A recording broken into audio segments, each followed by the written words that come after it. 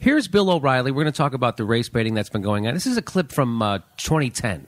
Now, I remember when this first came on Bill O'Reilly's show. I played it on this show, and we played it on Left, Right, and Ridiculous, the live show. And it kind of shows you, well, first of all, you need to know a little background. See, because blacks have always complained that they're targeted by law enforcement. The criminal justice system is inherently racist, which, you know, if you look at incarceration rates, it's way disproportionately represented by minorities in the prison system, right? So blacks make up about 12% of the population, so you would think they would make up about 12% of all arrests, right? Which would be consistent with their numbers in the population. But blacks don't make up 12% of the arrests. In fact, 29% of all people arrested in America are black. So they are disproportionately by double represented in the arrest statistics, let alone the incarceration statistics, right?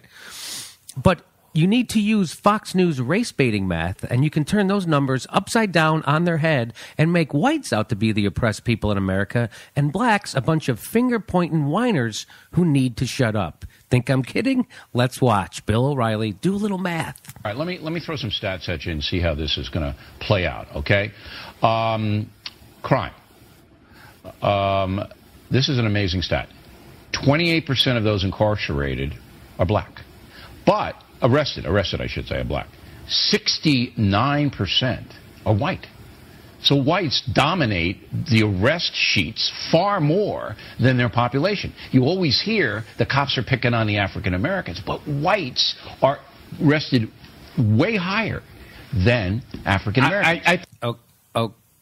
But he's not saying as a percentage of. He's completely those statistics are meaningless unless you give the percentage of blacks and whites in the population.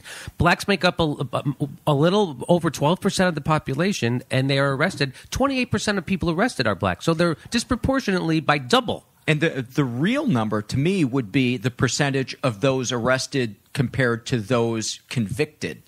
Oh, sure. In the incarceration rates are even worse, is what you're talking about. Yes. Well, because if people are being falsely arrested, you need to compare them to how many are actually being convicted, because you shouldn't discount somebody that actually commits a crime is arrested and convicted. Per 100,000 African Americans in America, a little over 3,000 of them are in prison.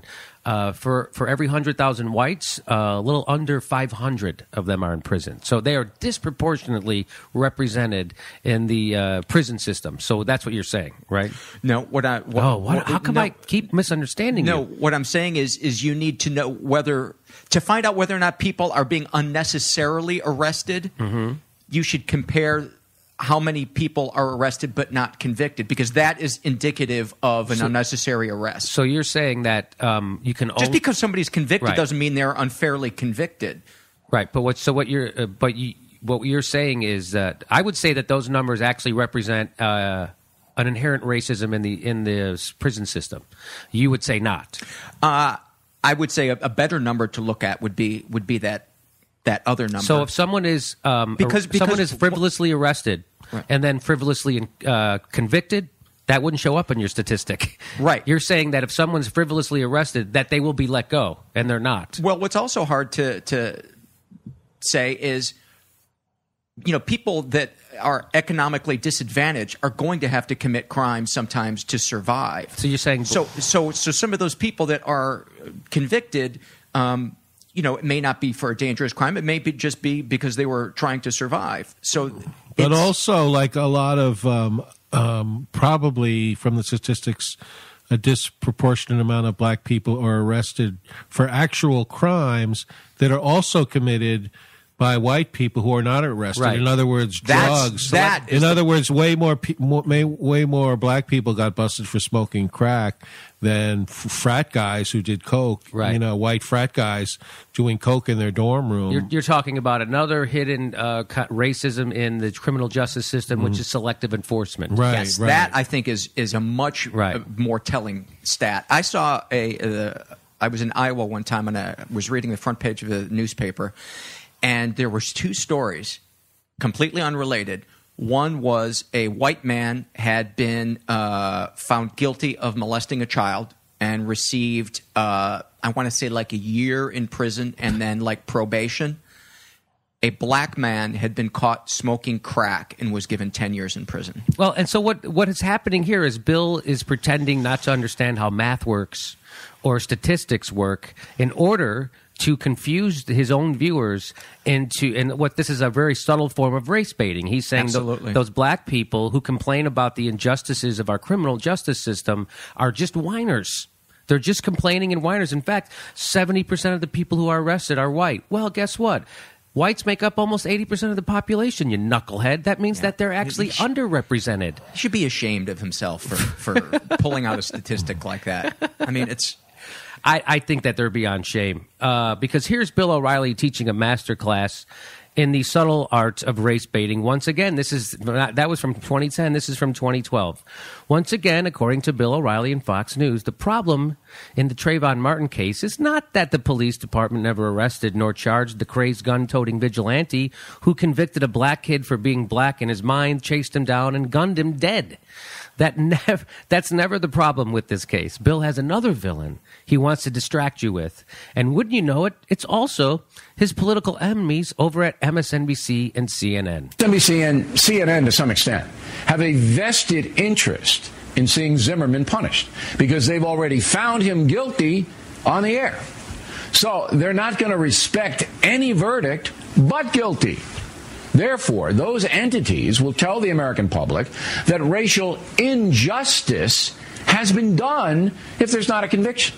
And that could very well lead to violence, as we saw in the Rodney King case. Yeah, because that's the one thing you can set your watch by. Whenever an unarmed black kid gets shot by a self-appointed vigilante and gets set free, black people freak out. They take it the wrong way. They hate that. They really, really hate that. So, it's like Bill saying, hey, what's the point of even having a trial if the liberal media has already convicted Zimmerman as being guilty, right? The police might as well save some time and money by not arresting him and just prepare for the race riot. Mm-hmm. That's what Bill is saying. On to the, now, there's a tiny, I think there's a tiny kernel of truth in what he's saying, and that, yes, Zimmerman is being tried in the public media right now.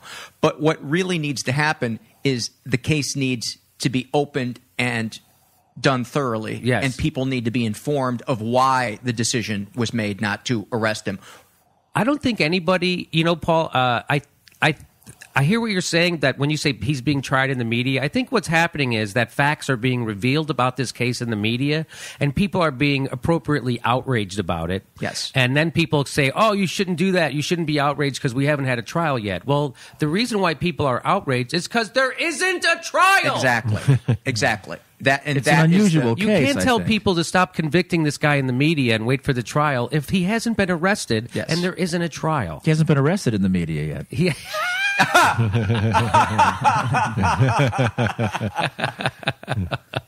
So this is why he continued. This is just race baiting, plain and simple. It's a game of, hey, don't look at that, look at this. And that's what happens when you don't arrest somebody. Yes. Is you're going to get both ends of the spectrum jumping to their conclusion. Yeah. Now, I happen to be on the left end of the spectrum who believes this guy is guilty, but I also believe he should be given a fair trial, and you shouldn't but you have say... to arrest him first. You have to arrest him first. It's in that order. I think that is such a red herring and a straw man. People say that you have to wait for the trial. You couldn't convict him in the media. There is no trial. That's what people are outraged about. That's what you get. And if people in the media weren't outraged about it, we wouldn't even know about this case. Well, yeah, and so this guy shoots an unarmed black kid, and Bill O'Reilly, and he's not arrested, and Bill O'Reilly's trying to convince everyone that there's been this great injustice on Zimmerman. Zimmerman is the one who has this great injustice. Yes, Zimmerman is now the victim. Yes. Yes. Well, that's the mantra of Fox News, is that the status quo is the victim. Well, you look at every single story that they do practically, and it's, corporate white America is being victimized. Wealthy white America is being victimized. Well, Paul, all I can say is leave it to the liberal media to become hysterical and pass judgment before all the facts have been swept under the rug. Exactly.